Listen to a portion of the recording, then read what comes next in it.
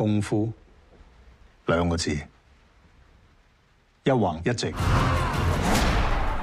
때는 1936년입니다. 네, 중일전쟁이 일어나기 바로 직전의 시기이고요.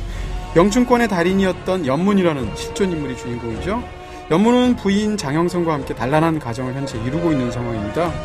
그러던 중 팔괘장 제창자 궁보삼의 은퇴를 축하하는 연회에서 그의 딸 궁희를 만나 무예로 교감을 나누며 인연을 맺게 됩니다. 연문에 대해 애정어린 경외심을 갖게 된 궁희. 하지만 궁희는 제자에게 목숨을 잃은 아버지의 복수를 대신하기 위해 자신의 삶, 사랑, 꿈을 모두 내려놓고 마지막 대결을 펼칩니다. 예술의 경지에 오른 위대한 무인, 그리고 두 명의 여인. 중국의 혼란한 시대를 거치며 가족을 잃은 연문은 과연 어떠한 결말을 향해 나아갈까요? 영화 일대종사입니다.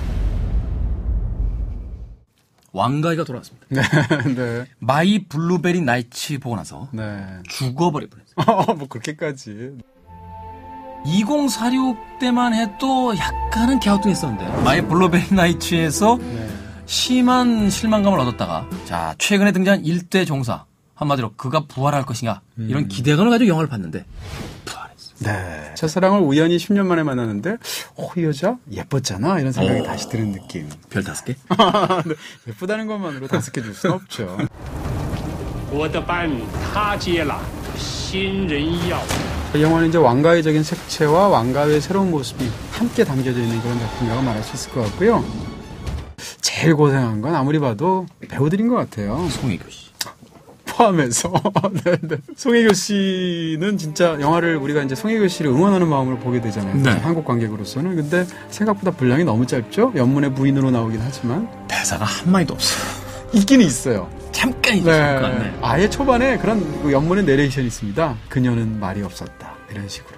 佢唔中意講嘢，佢話出口有時會傷人。 그렇다면 이제 나머지 캐릭터를 연기하는 바로 주연 배우들에 대해서 좀 생각해 볼 필요가 있는데 네. 양조위와 장찌의 조합 그리고 이 중간에 등장하는 장첸의 캐릭터. 재밌는 건 이 세 사람이 실제로 무술을 다 해내야 되지 않습니까? 어느 그렇죠. 정도까지는. 그래서 무술 연마만 4년을 했다는 거예요. 오. 이 영화를 위해서. 근데 양조위는 지금 사실 나이가 많잖아요. 이때 태어나서 처음으로 무술을 배웠다는데 이 영화 때문에 배우기 시작했을 때 나이가 47살이에요. 그거 보면 네. 결투 장면에서 이 손끝이 약간 흔들. 술 드신 거 아닌가요? 아니요. 네. 사실 이 영화를 보고 나서 조금 혼란스러웠던 건 뭐냐면 일대종사. 한 시대에 단 한 명이 나올까 말까 한 무술의 큰 스승이잖아요. 장찌 같은. 장 씨는 원래 무용을 배웠잖아요. 그렇죠. 그래서 무술을 워낙 잘하는 배우예요. 그 기차가 막 지나가는데 네. 그 마삼이라는 남자랑 1대1 대결하는 장면 진짜 멋지잖아요. 사실 액션씬을 보면서 처음에는 약간의 데자뷰가 있었습니다. 우리의 이명세 감독이 만든 인정사정 볼 것 없다의 네. 빗속에서의 결투 장면. 저도 사실 똑같은 생각이 들었는데 예를 들어서 이명세 감독 영화의 형사를 보시게 되면 그래서 하지원 씨랑 강동원 씨랑 이제 검술 대결을 벌이는데 사실상 러브신이고 배드신이에요. 그렇죠. 네. 똑같은 게 일대종사입니다. 일대종사에서 이제 두 사람이 딱 한 차례 대결을 벌이게 되는데 그 대결하는 장면을 보면 일부러 거꾸로도 찍고 막 이래가지고 사실상 키스씬 비슷한 장면을 만들어내기도 하고 얼굴이 이렇게 스쳐가죠. 그렇습니다. 네. 그 액션씬 장면 하나만으로도 이 두 사람이 얼마나 마음을 나누었는지를 확실하게 보여주고 있죠. 근데 이제 이 굉장히 훌륭하다고 생각이 드는 것은 이런 액션 장면들이 그 자체로도 너무 멋있고 우아하고 아름답잖아요. 근데 그것이 사실은 이 영화의 핵심하고 다 닿아 있다는 거예요. 의미적으로도. 네. 왕가위 특유의 그 대사들. 네네. 네. 쿵후란 수직과 수평의 두 개의 선이 만나는 것이다. 그렇습니다. 이게 무슨 뜻입니까?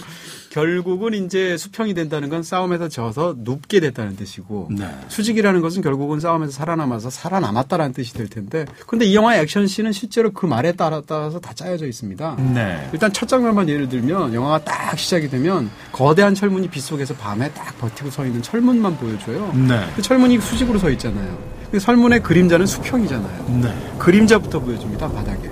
이어서 어둠 속에서 빛 속에서 수많은 사람들이 싸우면서 연문 혼자 살아남게 되거든요. 심지어는 처음에 그 꼿꼿하게 서 있던 철문조차도 마지막 고수를 쓰러뜨림으로써 그 고수와 함께 무너지듯이 눕습니다. 24라는 숫자가 있다고 한번 가정을 했을 때 24라는 숫자를 영화적으로 보여주는 방식은 일반적으로는 1, 2, 3, 4, 5, 6, 7, 8에서 끝까지 24까지 보여주는 방식이 있을 거예요. 근데 왕가위는 24라는 숫자를 어떻게 보여주냐면 소인수분해 하듯이 보여줍니다. 갑자기 3을 보여줘.